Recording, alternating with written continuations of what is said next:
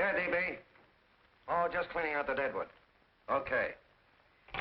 Look, Mr. Cannell, I just can't afford to be without work right now, not even for a day. I've got a mother and 2 kid sisters. More good luck telegrams. Well, you know how it is. I've just got to keep on working, see? Sorry, sister. I was sent down here to clean house. I told you I can't use your column anymore. It's lavender, no lace. Send those other people in. I'll tell you what I'll do. I get $30 a week. I'll take 25, 20 if necessary. I'll do anything you say. It isn't the money. We're after circulation. What we need is fireworks. People have been hit with sledgehammers. Start arguments. Oh, I can do that. I know this town inside out. Oh, give me a chance, All please. right, come in. Cashier's got your check. Who are these people? Gibbs, Furley, Cunningham, Giles. Hey, you sister. Don't forget to get out your last column before you pick up your check.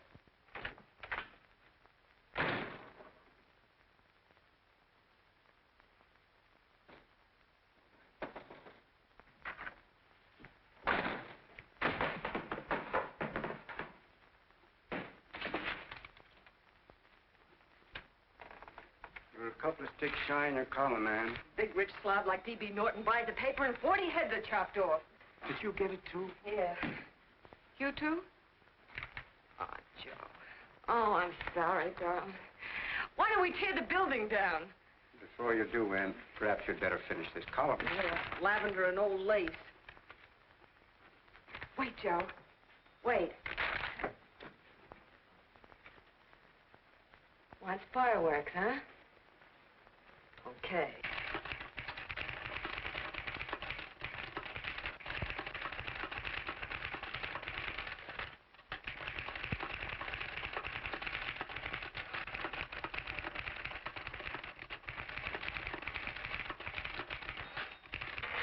Here. Below is a letter which reached my desk this morning. It's a commentary on what we laughingly call a civilized world. Dear Miss Mitchell, 4 years ago I was fired out of my job. Since then I haven't been able to get another one. At first I was sore at the state administration because it's on account of the slimy politics here we have all this unemployment. But in looking around, it seems the whole world's going to pot. So in protest, I'm going to commit suicide by jumping off the City Hall roof. Signed, a disgusted American citizen, John Doe. Editor's note, if you ask this column, the wrong people are jumping off the roofs. Hey, Ann, this is the old Fakeroo, isn't it? Never mind that, Joe. Go ahead.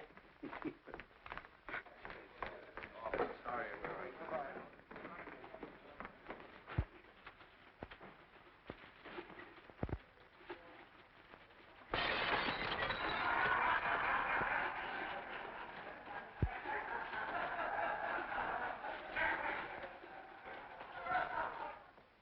And it's because of the slimy politics that we have all this unemployment here. There it is. That's D.B. Norton's opening attack on the governor. Why, Jim, it's just a letter sent into a column. No, I can smell it. That's Norton. Good morning, gentlemen. Good morning, Governor. Morning, Governor. You're rather early. Governor, did you happen to see this in the new bulletin? Yes. I had it served with my breakfast this morning. Jim thinks it's D.B. Norton at work. Of course it is. Oh, come, Jim. That little item, D.B. Norton does things in a much bigger way. This is his opening attack on you, Governor. Take my word for it. What did he buy a paper for? Why did he engage a high-pressure editor like Cannell for? He's in the oil business. I tell you, Governor, he's after your scalp. All right, Jim, all right. Don't burst a blood vessel. I'll look into it. You get me Spencer of the Daily Chronicle, please? Yes, I saw it, Governor. If you ask me, that's a phony letter. Why, that gagger's got whiskers on it.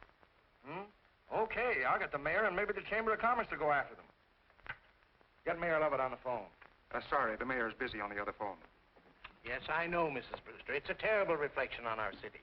I've had a dozen calls already. Spencer of the Chronicle. Hold him. Just a minute. Yes, Mrs. Brewster. I'm listening.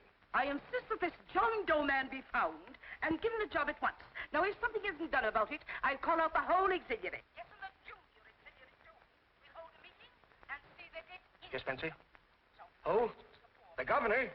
Well, what about me? It's my building he's jumping off of, and I'm up for re-election, too. What are you doing? Get Cannell at the bulletin. Why, he's liable to go right past my window. Get me Cannell. What was that? What? Out the window. Something just flew by. I didn't see anything. Well, don't stand there, you idiot. Go and look. Open the window. Oh, why did he have to pick on my building? Is there a crowd in the street? No, sir. Then maybe he's caught on a ledge. Look again. I think it must have been a seagull. A seagull? What's a seagull doing around the city hall? That's a bad omen, isn't it? Oh, no, sir. The seagull is a lovely bird. It's all right, Mrs. Brewster. It was just a seagull. Can I help? Nothing's happened yet. No, I'm watching. Don't worry, Mrs. Brewster. Just leave it all to me. Spencer, I'll call you back. Hello, Canal? What are you doing? This is the mayor. Yes, Mayor Lovett. How many times are you going to call me? I've got everybody and his brother and sister out looking for him. Did you see the box I'm running? An appeal to John Doe. Think it over, John. Life can be beautiful, says Mayor. If you need a job, apply to the editor of this paper and so forth and so forth. Okay, Mayor, I'll let you know as soon as I have something. What? Well, pull down the blinds. Went up to Miss Mitchell's house, boss. Boy, she's in a bad way. Where is she? Hey, do you know something? She supports a mother and 2 kids. What do you know about that? Did you find her? No. Her mother's awful worried about her. When she left the house, she said she was going on a roaring drunk. Of the girl, I mean. Go out and find her. Sure. Hey, but the biggest thing I didn't tell you, her old man's Doc Mitchell. You know the doctor saved my mother's life and wouldn't take any money for it? You remember that.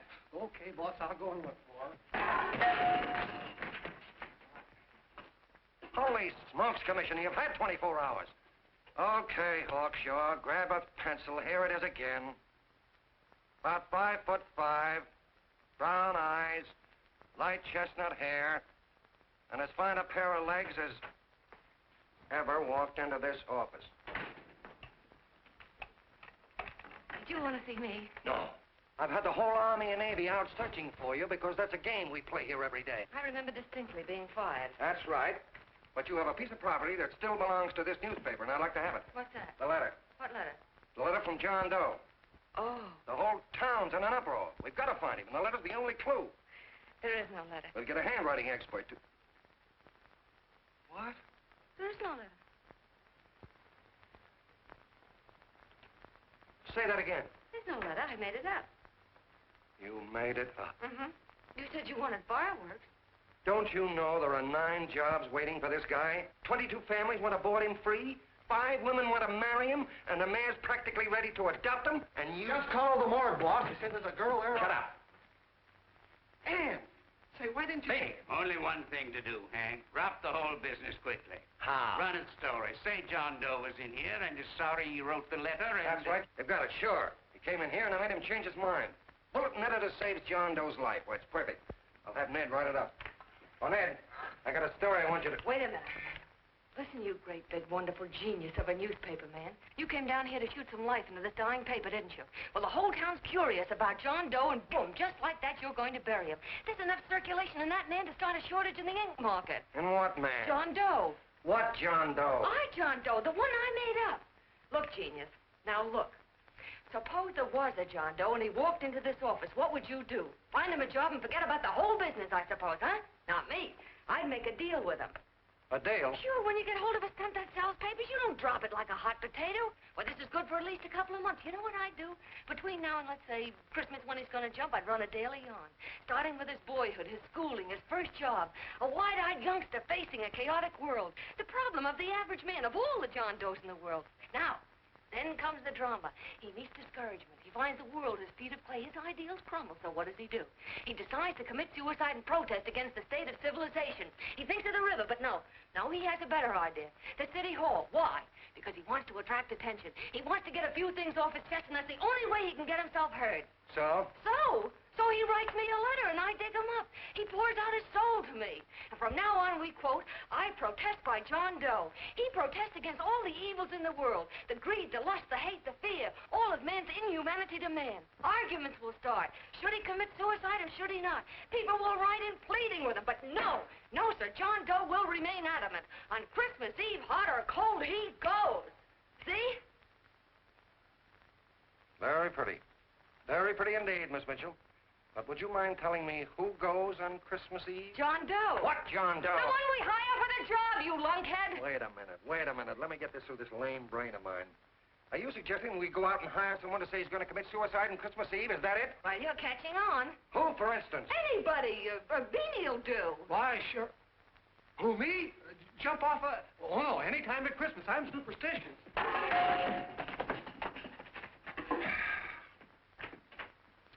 Miss Bishop, do me a favor. Will you go on out and get married and have a lot of babies, but stay out of newspaper business. Better get that story in, Hank. It's getting late. You're supposed to be a smart guy. If it was raining $100 bills, you'd be out looking for a dime you lost someplace. Holy smokes, wasting my time listening to this mad woman. Look, Chief, look at the Chronicle. It's running on John Doe. They say it's a fake. Why, the no good to... John Doe story, amateur journalism. It's palpably phony. It's a wonder anyone is taking it serious. What do you think of those guys? That's fine. That's fine. Now fall right into their laps. Go ahead. Say John Doe walked in and called the whole thing off. You know what that's going to sound like on top of this. That's all, Ned. Thank you. All right. Amateur journalism, huh? Why, that bunch of sophomores, I can teach them more about... Hey, boss, get a load of this. What? Look. What do they want? They all say they wrote the John Doe letter. Yeah, boss. Oh, they all wrote the letter. Tell them all to wait. Look, Mr. Cannell, one of those men is your John Doe. They're desperate and will do anything for a cup of coffee. Pick one out and you can make the Chronicle eat their words. I'm beginning to like this. If you ask me, Hank, you're playing around with dynamite. No. The gal's right. We can't let the Chronicle get the laugh on us. We've got to produce a John Doe now. Amateur journalism, huh? I'll show those guys. Sure, and there's no reason for them to find out the truth either, because naturally I won't say anything. Okay, sister, you get your job back. That's a bonus. What bonus? Oh, the bonus of $1,000 the Chronicle was going to pay me for this little document. You'll find it says, I, Ann Mitchell, hereby certify that the John Doe letter was created by me. I can read. Sorry. You think this is worth $1,000, do you? Oh, the Chronicle would consider it dirt cheap. Packs everything, including a gun. Okay, sister, you got yourself a deal. Now let's take a look at the candidates. The one we pick has got to be the typical average man. Typical American that can keep his mouth shut. Show me an American who can keep his mouth shut and I'll eat him. Okay, Beanie, bring him in one at a time.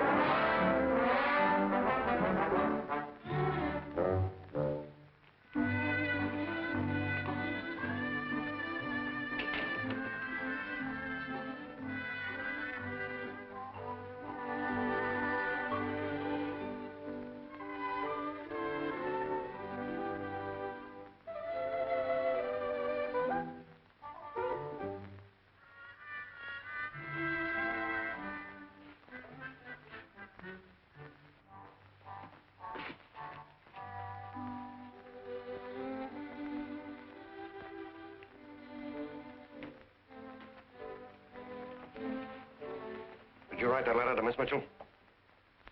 No, I didn't. What are you doing up here, then? Well, the paper said there were some jobs around loose. Thought there might be one left over. Had any schooling? Yeah, a little. What do you do when you work? I used to pitch. Baseball? Yeah. So my wing went bad. Where'd you play? Bush leagues, mostly. How about family? Got any family? No. Oh, just traveling through, huh? Yeah. Me and a friend of mine. He's outside. Looks all right. Be perfect, a baseball player. What could be more American? She had a family, though. Be less complicated without a family. Look at that face. It's wonderful. They'll believe him. Come on. What's your name? Willoughby. John Willoughby. Long John Willoughby, they called me in baseball. Would you like to make some money? Yeah. Maybe. Would you be willing to say you wrote that letter and stick by it?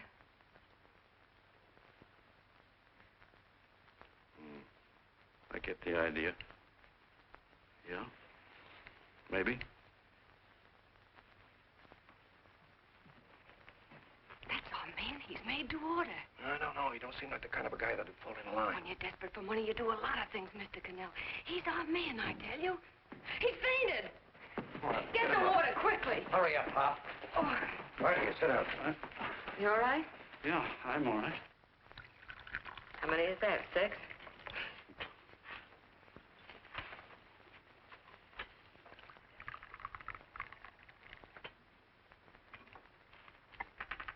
Pretty hungry, weren't you?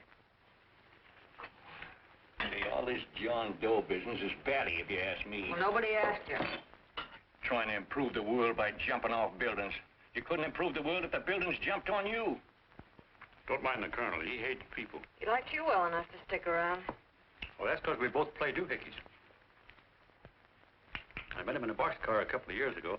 I was fooling around with my harmonica, and he comes over and joins in. I haven't been able to shake him since.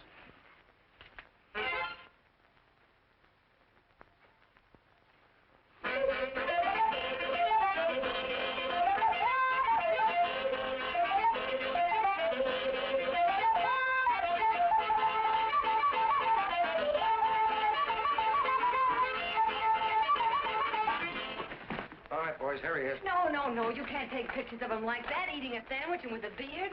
But he's going to jump off a building. Yes, but not because he's out of a job. That's not news. This man's going to jump as a matter of principle. Well, maybe you're right. We'll clean him up and put him in a hotel room under bodyguards. We'll make a mystery out of him. Did you speak to Mr. Norton? Thinks it's terrific. Says for us to go the limit. Wants us to build a bonfire under every big shot in the state. Oh, swell. Is that the contract? Yeah. What's he doing here? Friend of his. They play duets together. Duets? But can we trust him? Oh. I trust him. Oh, you trust him, eh? Well, that's fine. I suppose he trusts you, too. Oh, stop worrying. He's all right. Okay, but we don't want more than a couple of hundred people in on this thing. Now, the first thing I want is an exact copy of the John Doe letter in your own handwriting. I've got it already. Here. No, that's fine. Now, I want you to sign this agreement. It gives us an exclusive story under your name, day by day, from now until Christmas. On December 26th, you get one railroad ticket out of town. And the bulletin agrees to pay to have your lawn fixed. That's what you want, isn't it? Yeah, but it's got to be by Bonesetter Brown. Okay, Bonesetter Brown goes. Here, sign it. Meanwhile, here's $50 spending money. That's fine. Beanie? Yes, boss. Take charge of him. Get him a suite at the Imperial and hire some bodyguards. Yeah, and some new clothes, Beanie. You think we better have him deloused? Yeah. Both of them? Yes, both of them, but don't let them out of your sight. Hey, Beanie, gray suit, huh? Yes. Okay, fellas.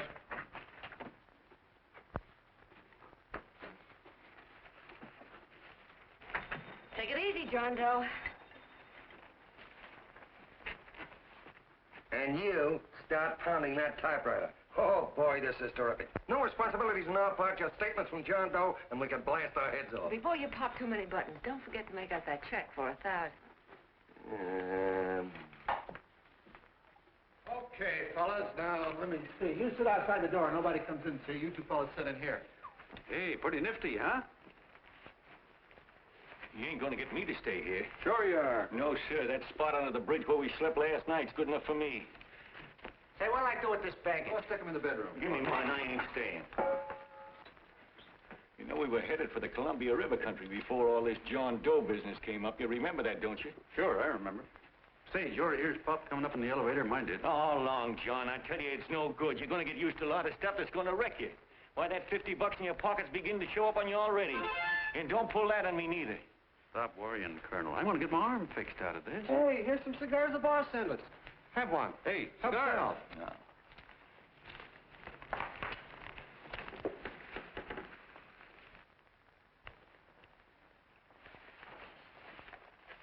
Say, I'll bet you even the major leaguers don't rate an outfit like this. Here, make yourself comfortable. Paper? I don't read no papers, and I don't listen to radios either. I know the world's been shaped by a drunken barber, and I don't have to read it. I've seen guys like you go under before. Guys that never had a worry. Then they got a hold of some dough and went goofy. The first thing that happens to a guy... Get a load of the bedroom. No. The first thing that happens to a guy like that, he starts wanting to go into restaurants and sit down at a table and eat salads and cupcakes and tea. Boy, what that kind of food does to your system.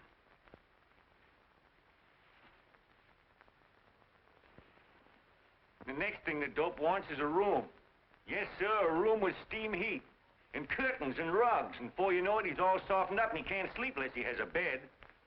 Hey, stop worrying, Colonel. $50 ain't gonna ruin me. I've seen plenty of fellas start out with $50 and wind up with a bank account. Hey, what's the matter with the bank account, anyway? And let me tell you, Long John, when you become a guy with a bank account, they got you. Yes, sir, they got you. Who's got him? The helots. Who? Hey, there's the City Hall tower I was supposed to jump off of. It's even higher than this. Who's got him? The helots. Woo! Hey, wait a minute! You're not supposed to jump on Christmas Eve. Do you want to get me in a jam? If it's going to get you in the jam, we'll do you a favor. I won't jump. And when they got you, you got no more chance than a road rabbit. Hey, who'd you say was going to get him? Hey, is this one of those places where you ring if you want something? Yeah, just use the phone. Boy, I've always wanted to do this. Hey, Doc, look. Look, Doc. Give me that again, will you? Who's going to get him? The helots. Who are they? Listen, sucker, you ever been broke? Sure, mostly often. All right. You're walking along. Not a nickel in your jeans. You're free as the wind. Nobody bothers you. Hundreds of people pass you by in every line of business. Shoes, hats, automobiles, radios, furniture, everything. And they're all nice, lovable people. And they let you alone. Well, is that right? Then you get a hold of some dough, and what happens? All those nice, sweet, lovable people become helots. A lot of heels. They begin creeping up on you, trying to sell you something. They get long claws, and they get a stranglehold on you. And you squirm, and you duck, and you holler, and you try to push them away, but you haven't got a chance. They got you. First thing you know, you own things. A car, for instance. Now your whole life is messed up with a lot more stuff. You get license fees, and number plates, and gas, and oil, and taxes, and insurance, and identification cards, and letters, and bills, and flat tires, and dents, and traffic tickets, and motorcycle cops, and courtrooms, and lawyers, and fines, and 1,000,001 other things. And what happens? You're not the free and happy guy you used to be. You gotta have money to pay for all those things. So you go after what the other fellas got. And there you are. You're a helot yourself.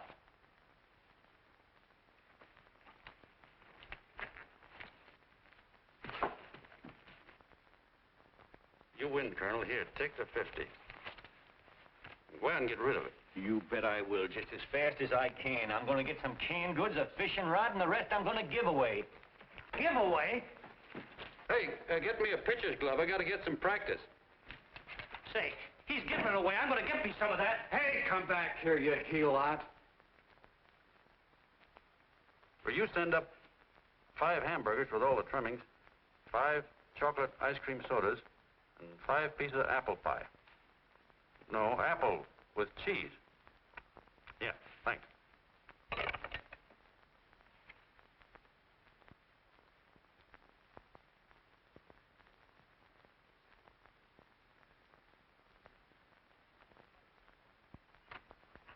Hello there. Well, well. If it isn't the man about town. All set, Miss Ann. Hmm? Oh, yes. Let's go. Let's see, we want some action in these pictures. Action? Mm-hmm. That's good. No. This man's going to jump off a roof. Oh. Here, wait a minute. Let me comb your hair. Sit down. Yeah, that's better.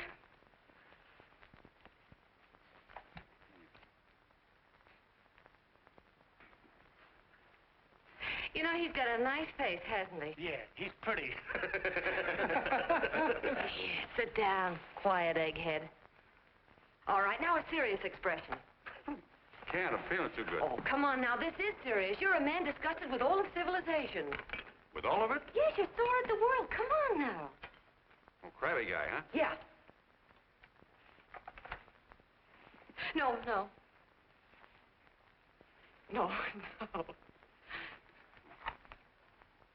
No, look. You don't have to smell the world.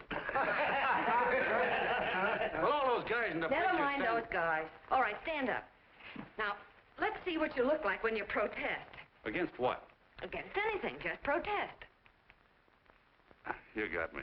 Oh, look, I'm the umpire, and you just cut the heart of the plate with your fast one, and I called it a ball. What would you do? Oh, you did, huh? Yeah.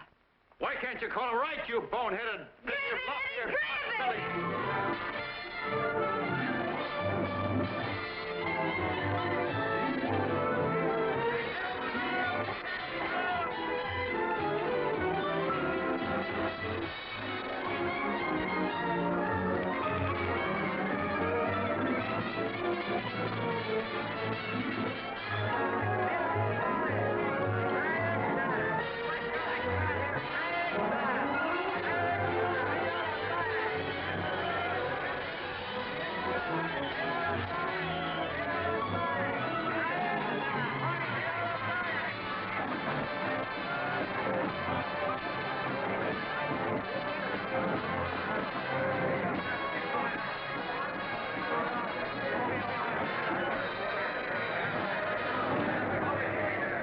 I don't care whose picture they're publishing. I still say that this John Doe person is a myth, and you can quote me on that. And I'm going to insist on his being produced for questioning. You know as well as I do that this whole thing is being engineered by a vicious man with a vicious purpose, Mr. D.B. Norton.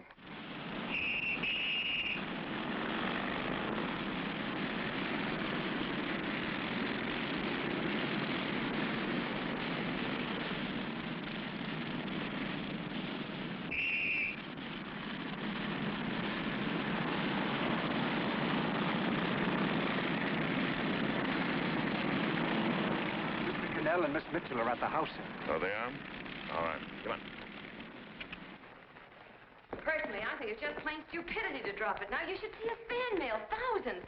Why, it's going over like a house afire. What are you afraid of, Canal? It's doubled our circulation. Yeah, but it's got everybody sore. Ads are being pulled. The governor's starting a libel suit. What's more, they all know John Doe's a phony, and they insist on seeing Well, what about it? Let them see him. We'll go on one better. They can also hear him. You own a radio station, Mr. Norton. Why not put him on the air? Watch out for this dame, DB. She'll drive you batty. Oh, Look, we can't let him get to this Bush League pitcher and start pumping him. Good night. Now, tell him what that screwball might do. I walked in yesterday. Here he is, standing on a table with a fishing pole. Fly casting. Take my advice and get him out of town before this thing explodes in our faces. If you do, Mr. Norton, you're just as much of a dumb cluck as he is. Excuse me. No, you got yourself a meal ticket and you hate to Sure, let it's go. a meal ticket for me, I admit it, but it's also a windfall for somebody like Mr. Norton who's trying to crash national politics. That's what you bought the newspaper for, isn't it? You want to reach a lot of people, don't you? Well, put John Doe in the air and you can reach 130 million of them. He can say anything he wants and they'll listen to him. All right, we'll forget the governor and the mayor and all the small fry like that. This can arouse national interest. If he made a hit around here, he can do it every place else in the country. And you'll be pulling the strings, Mr. Norton. Go down to the office and arrange for some radio time. But, DB, you're not I going want to it fall... as soon as possible. Okay. I just came in to get warm myself. Come on, let's go. Don't you go. I want to talk to you.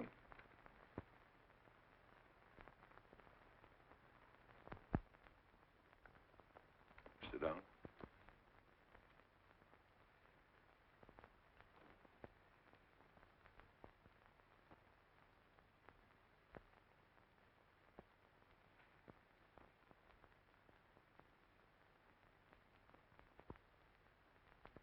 Hey, this John Doe idea was yours, huh?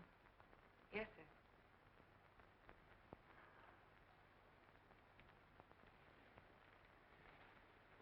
How much money do you get? $30. $30. Well, what are you after? I mean, what do you want? A journalistic career? Money. Money? Well, I'm glad to hear somebody admit it. Do you suppose you could write a radio speech that would put that fellow over? Oh, I'm sure I can. Do it, and I'll give you $100 a week. $100? That's only the beginning. You play your cards right, and you'll never have to worry about money again. Oh, I know it. Hello. Hello. Whenever there's a pretty woman around.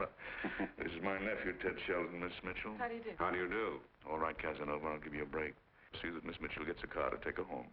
Always reading my mind, aren't you? Thank you very much for everything. And Miss Mitchell, I think from now on you'd better work directly with me. Yes, sir.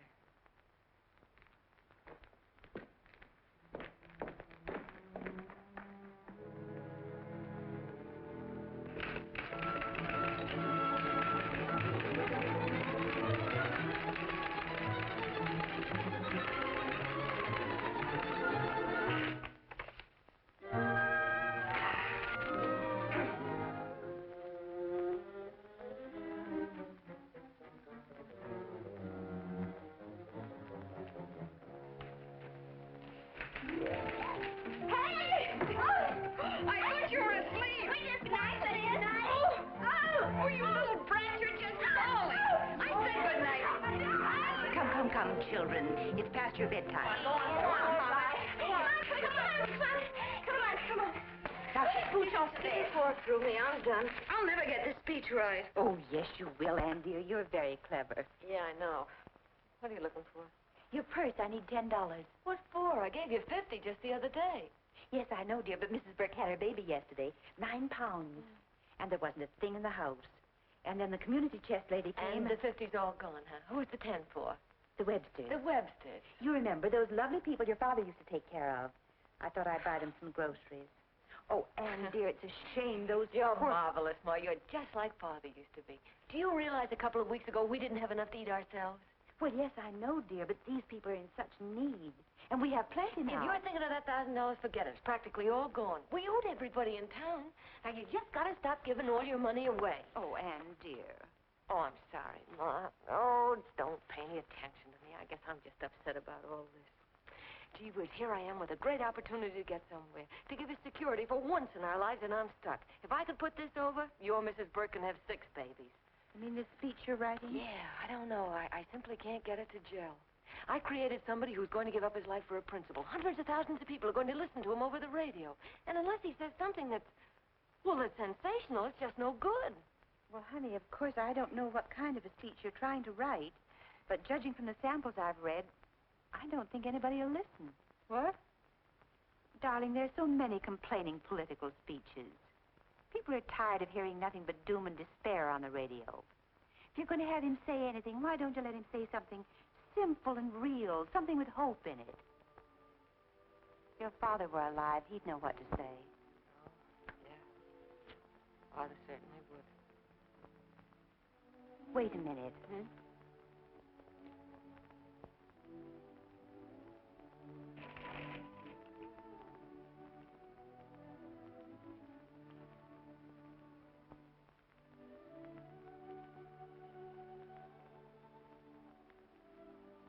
That's your father's diary, Anne.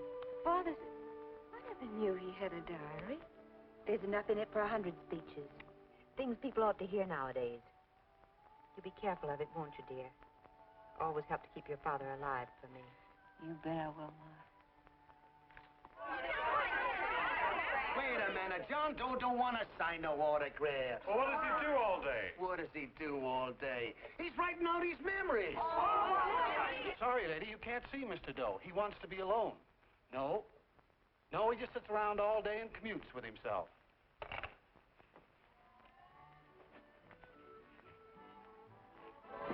Oh!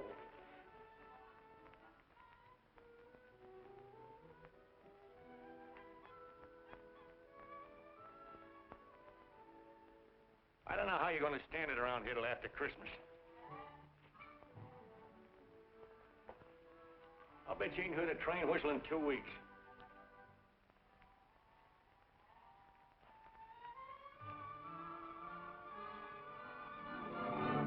Steve, right!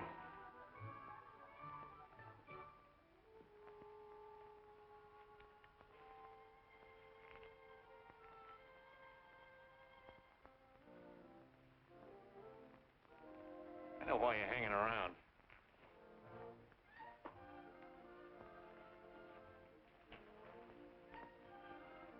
You're stuck on the girl. That's all a guy needs is to get hooked up with a woman.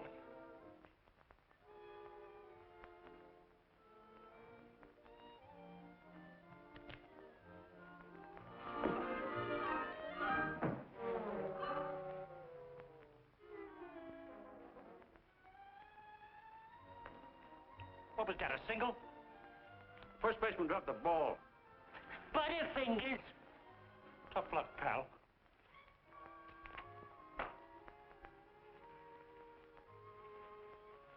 Guy has a woman on his hands. First thing he knows, his life is balled up with a lot more things. Furniture.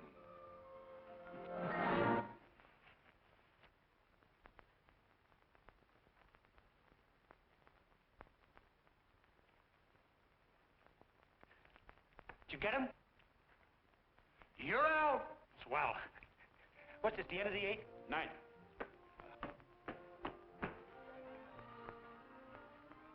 Hey, Beanie, there's a couple of mugs in the Chronicle snooping around out here. Ah. Come on, Angel Face. Gangway. What's the score, Angel Face? 3-2, our favor. Gee, that's great.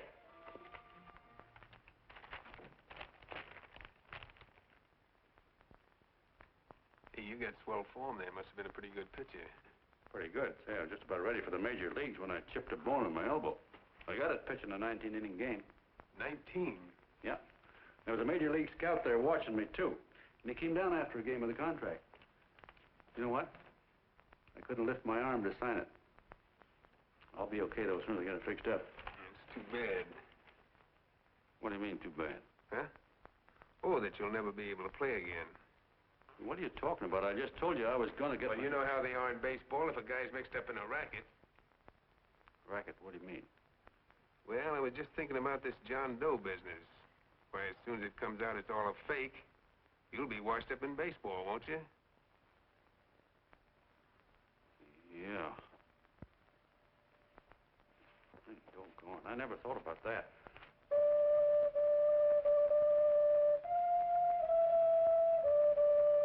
Gosh. And another thing, what about all the kids in the country? The kids that idolize ball players. What are they going to think about you? Yeah. Hey, Colonel.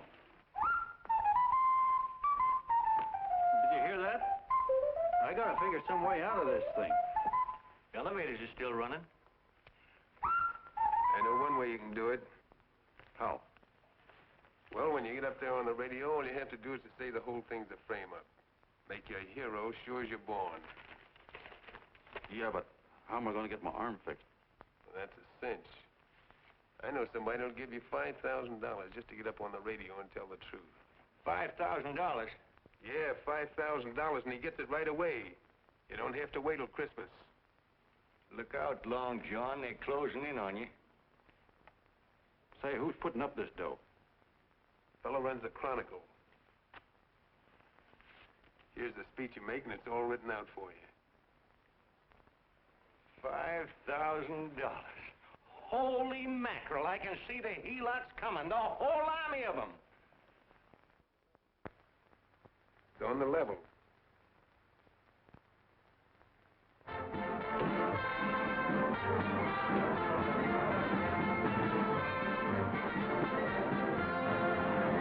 No, I'm sorry. Tickets for the broadcast are all gone. Phone the bulletin. Sorry, no more tickets left.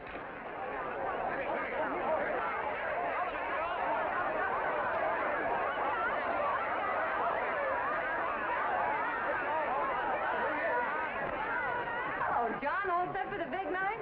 Well. Turn around. One moment. Now stand. Hold it, A big smile, Miss Joe. Okay, Jeannie, that's all. Take him out. Now, look, John, here's the speech. It's in caps and double spaced. You won't have any trouble reading it. Not nervous, are you? No. Of course not. He wouldn't be. Who? John Doe, the one in there.